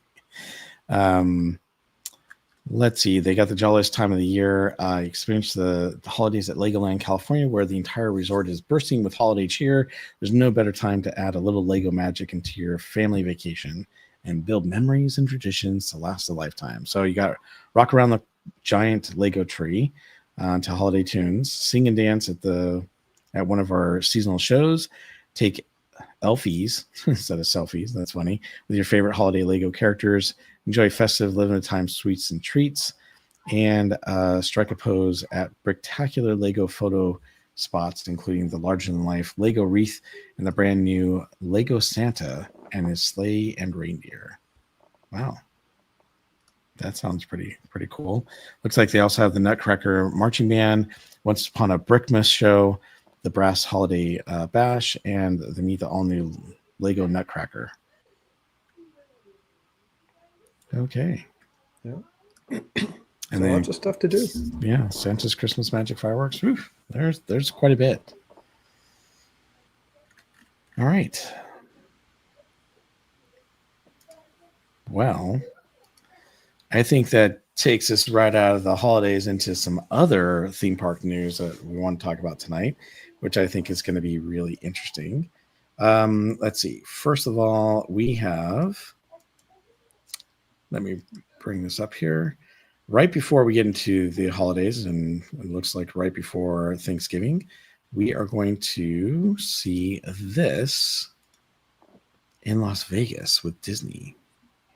And you may be wondering, what the heck is it? Well, it's actually Disney and Formula One. Fuel the magic at the Las Vegas Grand Prix.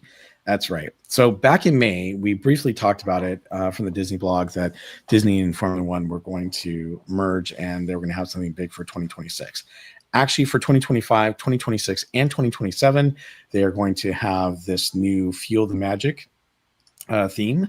And so basically they're teaming up with Formula One to bring a one-of-a-kind celebration to the Las Vegas Grand Prix. Now, the Las Vegas Grand Prix is on November 22nd. So they are going to be kicking off the Las Vegas Grand Prix by having Fountains of the Bellagio show, which is Maestro Mickey Mouse will take the stage of the Fountains of the Bellagio for a one-of-a-kind performance from the Disneyland Entertainment featuring enchanting music and thrilling pyrotechnics. They're going to have the Disneyland Marching Band that's going to kick off the race day and celebrate 70 years of happiness with a special performance of the national anthem. They're going to have Community Day with Mickey Mouse and Minnie Mouse. And they're also going to bring the Disney Magic to a special community day aimed at inspiring local kids of Las Vegas. They're going to have a pit lane walk ahead of the qualifying race. Formula One has invited Mickey and friends to join a special pit lane walk and is offering select main grandstand ticket holders the exciting chance to see the teams at work. And you can get more information at f1.com. And then on race day, November 22nd, 2025, fans of the United States can enjoy the celebration by watching it on ESPN or the ESPN app and bringing the Las Vegas Grand Prix straight to the screens. And fans across the globe can watch the Las Vegas Grand Prix on their local official F1 broadcaster. Now, they are going to have some clothing. They're going to sell the clothing at the F1 event, obviously, at the Venetian Resorts, Las Vegas. And select items are going to be available on DisneyStore.com. Now, Casual and I actually went to the DisneyStore.com to see if we could find any of this stuff, and it's not there yet, but it's only going to be available to people in North America on the DisneyStore.com.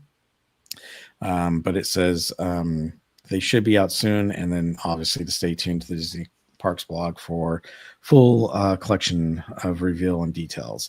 There is going to be more high-speed magic to come, so I mentioned it's going to continue through 2026 and 2027 seasons.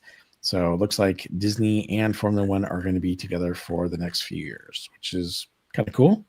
I like Formula One. I miss Formula One here in Long Beach when they used to have, Formula One. Now it's just the kart racing. And kart racing is cool too, but Formula One was always pretty spectacular.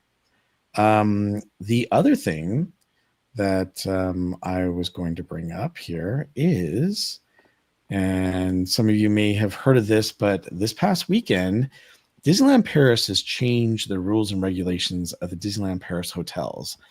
And they welcome you to their hotels, but for your own safety and to ensure you enjoy your stay at the hotels, you need to please comply with the following rules. And the number one rule, 1.1, is access control. Now, I know this is a little hard to see, and I'm going to try to, let me see if I can zoom in a little bit for you guys here. Oops, there we go. So for safety reasons to preserve the quality of the experience for hotel guests, access to the Disneyland Hotel is strictly reserved to guests staying at the hotel, individuals with a confirmed reservation for a specific service, such as restaurant, spa, My Royal Dream, seminar room, etc. We also reserve the right to limit access to our other hotels at our discretion for health and/or safety reasons. Use of the hotel restrooms is strictly reserved for hotel guests of our hotels. So their new policy is if you're not a guest of the hotel, you cannot go to the Disneyland Hotel. You can't even go to the Disneyland lobby, hotel lobby, or the shop that they have there unless you are a hotel guest. Now, this is only at Disneyland Paris. They are not doing this at the other Disneyland hotels. It's only there. So I thought that was interesting because you can see this is the actual one for the Disneyland Resort. And it says here that the restaurants in all 3 Disneyland Resort hotels are open to everyone. However, most of the other services at Disneyland Hotel, Pixar Place Hotel, and Disney's Grand California Hotel and Spa are only available to guests staying at those hotels with the following exceptions. And then it goes into those exceptions. But that's quite a bit different. So, Casual, what do you think about this new policy they have over at the Disneyland Paris Hotel? I don't know. I haven't heard of anything like out of the ordinary, but they must have been having some issues with non-guests, either clogging up the hotel or something. I don't know, because that seems really weird. Why would you, I mean, I get in certain situations, it's like you don't want everybody, traipsing around the entire hotel, but in the common areas, if you will, where the restaurants and shops and things like that are, why wouldn't you want people there to hopefully spend some money? Obviously you want to keep access to the, guest rooms and the hallways, a little bit limited, but, I mean, can you imagine if you couldn't even go to the Grand Californian and sit in the lobby? No, I mean, look, they have those amazing cakes they put together for each of the holiday seasons. I love walking in there or listening to the piano players or even just go sit by the fireplace. It's amazing. I will tell you, when I went to Disneyland Paris 2 years ago, they actually had the hotel shut down because they were refurbishing it. So I didn't get a chance to go into the hotel or the lobby. I will say, though, that it's a little bit different because the Disneyland Hotel, the main hotel, is right there where the entrance is. So maybe they were having quite a few people crowding or going to the hotel lobby that shouldn't have been going in, or maybe they're causing problems. But the Disneyland Hotel is a little bit different in Paris than it is over at the Disneyland Resort. So I do know that that could be a problem. Now, I stayed on property at the Disneyland Paris Resort, but it was about a mile and a half away, and it was part of the countryside, and it was great. And I really did enjoy it. It didn't feel like a normal Disneyland hotel. It felt more like a upscale Best Western or something like that. But what was nice is that it was on the countryside, and I left early in the morning to go take walks around this pond or lake, and it was beautiful out in the morning. That was kind of cool to be able to do. But a lot of the other hotels are out and about around the Disneyland Resort in Paris. The only Disneyland hotel is really right there at the entrance. So I could see that being possibly a problem. But to me, if they did that here to Disneyland Resort, I would be like, oof, that's not cool. I really like going to, be able to. Now, they are saying, hey, if you do have a reservation for one of the restaurants or the spa or something like that, you can definitely, go to the Disneyland, Paris hotel at the resort there. But I mean, I love being able to go over there to the Disneyland Resort and walk through the different hotels and the lobbies and stuff. Yeah. So. Yeah, I know. I mean, I've heard that the boardwalk in Disney World has just kind of gone south because they've limited, they don't let people park unless they've got a dining reservation and things like that. And people used to love to go and hang out in those areas. So I don't know. We shall see. All right. What do you guys think? I don't really see too many comments in the chat about it. Yeah, I mean, until they change something, I guess it's really not a big deal over here, right? So true. Yeah, not a huge ordeal for us. All right, and then going into our next section. Let me see here. Oops. Give me 1 second to bring this up. You guys are laughing at me. You see how many screens I have open. It's crazy. All right, here we go. So on the Disney Parks blog site, I wanted to show you a couple new things. So first of all, guess what's brand new that's coming to the Disneyland resorts? Yep. The key to Disneyland is a hit during the 70th celebration. And now there's more magic to unlock. Once you complete your adventure activating the 10 locked stations, you'll discover a new collectible pin. That's right, new gold trim versions of the park icon pins add some sparkle. And now there's a new 10th pin to collect. Available now. The key to Okay, so they are now announcing that they have a brand new Disney pins, not a brand new, but 10 brand new Disney pins that are gold traced, and I think the gold looks so much better than the silver ones. I really do. I wish they had done that in the first place. However, now they've added a 10th pin that you can collect, and the thing is, you would literally have to spend $540 to buy 9 keys and hope that each key had a different pin in it. Now you have to spend $600 to collect all 10 pins in gold, which just feels like a big money grab to me. And I'm not real impressed with the pins themselves. I think they're very generic looking. I would have thought they would have come out with a more elaborate and better looking pins for the 70th anniversary in these magic keys. But I don't know. What do you think, Casual? Cash grab. Absolute disgusting cash grab. It's so blatant and so terrible. It's like I'm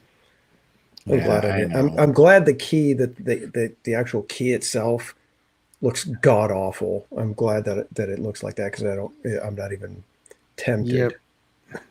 Well, same here. I mean, to be honest with you, for $250, you can buy a huge key that looks really cool. Although it's huge, I don't know where you put it. I was gonna say I don't think it looks all that cool. Yeah.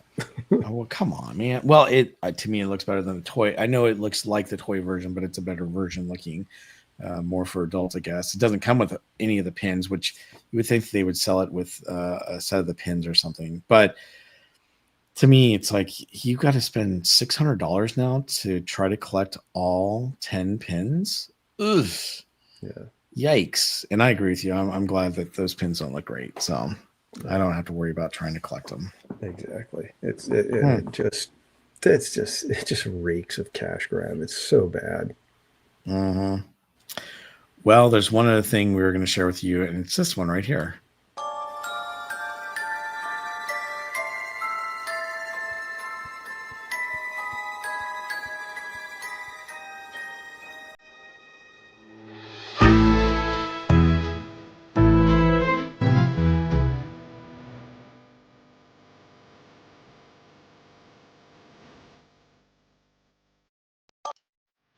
All right, so Jack Skellington is back, and obviously this is the way he looks with his new mask.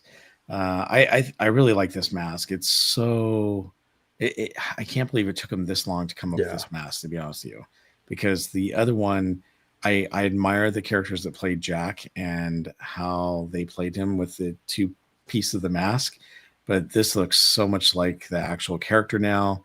And it's great seeing him in the holiday suit. You know what? I don't think I saved it. Let me see if I don't think I did. I looked it up to see what it looked like previously with the Santa suit, and it just did not look as good as this one. So it'll be nice to see Sandy Claus there in the park with his new face and outfit. The one thing that I really wish they do, and I think I might have talked about this before, but in Walt Disney World, characters like Jack and Sally do not sign anything. And the lines are just too long for them to have to, do signage. So they just do the pictures, and that's basically it. But what they do in Walt Disney World is they actually give the guests cards that it's like a postcard that has Jack and Sally's signature on it. And I think that's really cool. They do that. And they do that with some of the other characters as well. But at Disneyland, they don't do that. And it's kind of disappointing that they don't do it, because if you have characters like Jack and Sally that don't actually do autographs and you can't collect their autograph, then it's a big bummer. Because at Disneyland, they don't do autographs either? Nope. Interesting. No, they don't. It's just the photos, and that's it.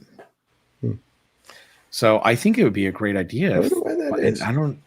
Yeah, why wouldn't they do that and bring it over from Walt Disney World to Disneyland? Well, no. Why and don't say, they? Why "Hey," don't they let them sign autographs at Disneyland?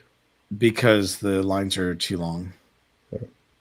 They're super long. Same with Walt No, Disney I know. World. Yeah, I know that. I know they're that crazy long. So Mm-hmm.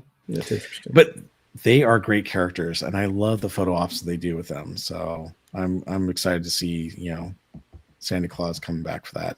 And it's about the only place we're going to still see Halloween at Haunted Mansion Holiday. So yeah, other than that, it's Christmas all over the place for.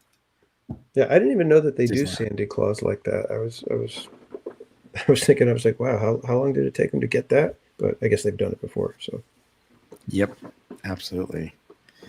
All right. Well, believe it or not, those are all of the news items that we actually had for you tonight.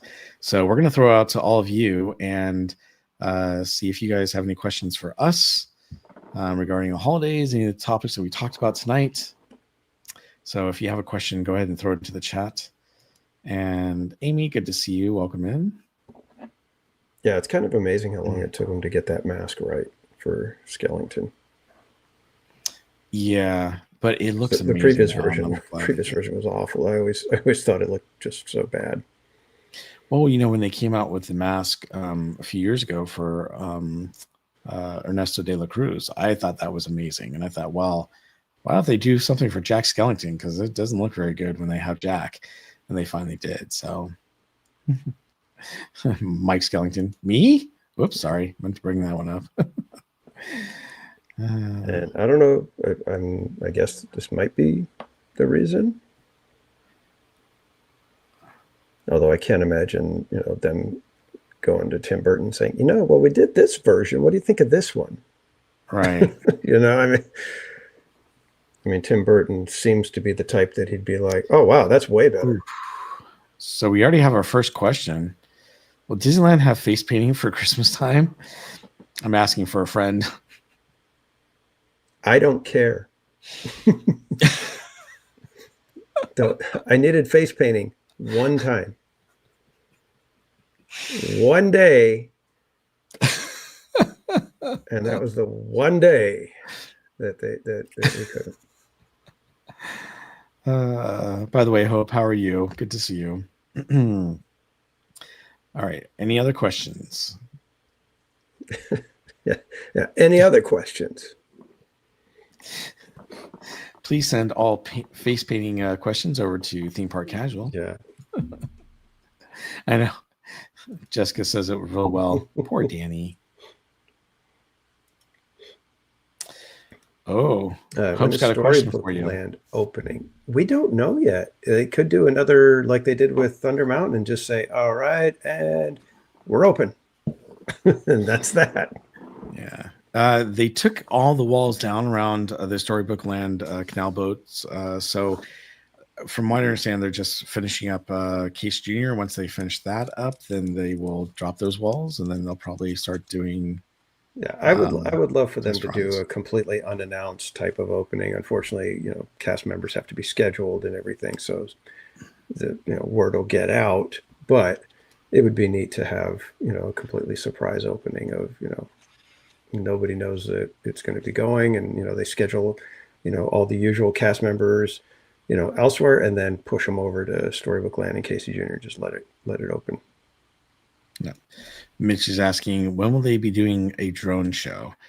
That's a good question. I know that the videos have been going up in Santa Clarita where they're actually doing Disney drone shows. We don't know if it's for here or someplace else. The drone shows are amazing. I love seeing them. And I think they look great. I don't know. So when I reached out to my sources, I got no comment from them. And the thing is, you have to have a large area. So in Disneyland Paris, when I saw the drone shows there, it's countryside, around the Disneyland Paris resort. So it's very easy for them to do it. Over by, Angel Stadium, you have the big parking lots and the areas they can, reserve. Disneyland, you don't have a whole lot of space or area. I mean, they do have some backstage areas that, by Galaxy's Edge that they could possibly run them from. But the thing is, you have a drone show. You have to worry about them. What if they all start to fall? You can't do it over the freeway because that would cause, traffic issues. You'd have to have a safe area that you could do it. They couldn't do it over the Disneyland Castle. They can make it look like it was over Disneyland Castle, doing it behind the park. But they would have to have a safe zone so that if the drones did fall, no one would get injured. So good question. I had been told originally that drones would not be coming. Disneyland and in Anaheim would be the last resort to ever get any drones because of its location. Yeah. So. Yeah, I don't know. I mean, I believe Disneyland is a no-fly zone, so they would have to have special permission as well because it becomes an FAA type of thing. So. Yeah, that could be an issue too. Caleb, how are you? Welcome in. Thanks for joining us tonight. Tammy says Monstro looked ready. Yes, Monstro looks beautiful. The paint job on Monstro looks amazing. And I saw Monstro in the evening, nighttime. So to me, if he looked that good at night in the evening time, he's going to look great during the day. So looking forward to that. Welcome in, Caleb. Why can't they launch them off the top of the parking structure? Well, that's still technically you've got I suppose they could block it off, but then you still have cars underneath it. So I don't know if that becomes an issue. So yeah, and you're talking about at least 400 drones are launching. That's a lot of drones. Yeah. Rotokamish said, "What is the newest fly zone rule at Disneyland? Wasn't it recently relaxed?" So previously you had to get special permission to fly over Disneyland. It's a little more relaxed. I see a lot more planes and helicopters flying over Disneyland on a more regular basis. But yeah, that's always been a no-fly zone before that. But from what I've seen and what I understand, they've relaxed it just a little bit. And from what I understand, California has extremely strict rules with drones over public areas. GG559. Last time I went to Disneyland, I saw flies. Were they fireflies? Just kidding. Oh yes, Tinkerbell used to fly back in the day. Well, I miss seeing Tinkerbell fly, from over the castle to Matterhorn. That was amazing. Miss those days.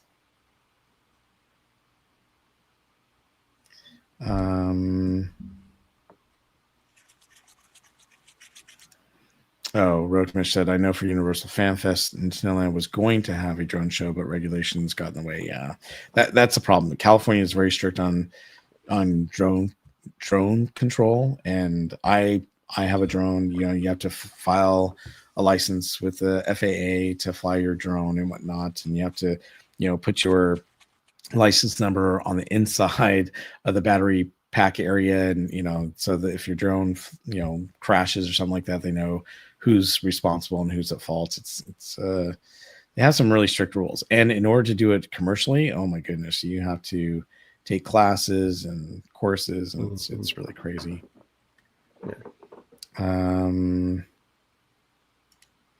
So Mitch says they have a drone show here in Ontario, and Ontario is just down the way. Yeah, it is down the way, but also Ontario is pretty big, so I'm sure they have a big field. Typically, when you see a drone show, it's because they have some sort of big area or field that they're able to launch from. So, yeah, I mean, you got to figure Disney would love to do a drone show. It's not because they don't want to do a drone show. It's because of all the regulations and legal stuff that they have to deal with that they're not doing the drone show. It's not because, drones are too expensive or we just don't want to do it. It's like that there's all kinds of legal stuff that they're dealing with in order for them to not be doing it. Yeah, the only place that they could really do it is Disneyland I'm thinking of, but then you've got other issues too, is 'cause I don't know if they can actually launch 400 from this, but right above Rivers of America would be great, because it falls. It's not necessarily going to hit anyone particularly there. However, it is close to, people. But yeah. Yeah, I'm surprised. I'm surprised they didn't attempt something like that for Phantasmic and have, a barge sitting in the back of Rivers of America or a couple of barges and have them launch a bunch of drones for the Tangled scene. Yeah, they could. But the problem is they might lose signal. Just kidding. We seem to be dropping our streams all over the place lately at Disneyland. It's been crazy. Yeah, there's just got to be legal stuff that Disney is just not willing to deal with for the drone shows because they would want to do it. Mm-hmm. Yep. All right. I don't see any other questions though. On to you. Did I say anything? I think so. All right. Well, I want to thank all of you for joining us tonight. It's been an amazing, great show. But before we go, I do want to say thank you so much to the Park Streamers for gifting 5 memberships, Eric Schwartz for the $2 super chat. Obviously, all of our members like Mike and Tammy and Roto Kamish and James and Tammy again. Thank you so much for being members. All of our members, thank you. I know that they're the ones that did the membership chats. Don't forget you have that. So if you want to enjoy and having fun, you can do your membership chats as well as use the emojis while we're actually doing our live stream. And with that, don't forget to follow Cordy in California. You can follow her on all of her social media channels. I'm not sure when she's actually streaming next, so we can't ask her that. But just if you're subscribed to her channel, which hopefully you are, and you have the notification bell set, hopefully it'll notify you when she goes live next. But Theme Park Casual, where can they find you, and when are you going to be streaming next? Oh, you can find me on YouTube, X, and Instagram, all of them at Theme Park Casual. And I will be in the parks for our usual favorite Wednesday night stream from SoCal in Disneyland that starts around 5 p.m. Very cool. All right. And everyone, you can find me at BarryPlace28 on YouTube, Instagram, TikTok, X, and Facebook. I had a reservation for Wednesday. I moved it to Thursday, and now I realize I've got a school board meeting that I'm supposed to attend on Thursday, but I don't know that I can attend it. So, or if I'm going to be able to stream on Wednesday. So right now I'm saying Thursday, but again, if you're subscribed to me, you'll be able to see. Also, I should be streaming again this Sunday as well. So come hang out with me, come hang out with Theme Park Casual and Cordy in California. And we will be back in a couple weeks to do our pre-Thanksgiving stream, I believe. So come join us and hang out with us. And don't forget, we also have a website. It's parkstreamers.com that you can go to. And we appreciate you spending time with us tonight and all the nights that we have our Park Streamers Hangout. So with that, have a great night, and we'll see you on the next Park Streamers Hangout, everyone. Good night. All right. See you, kids.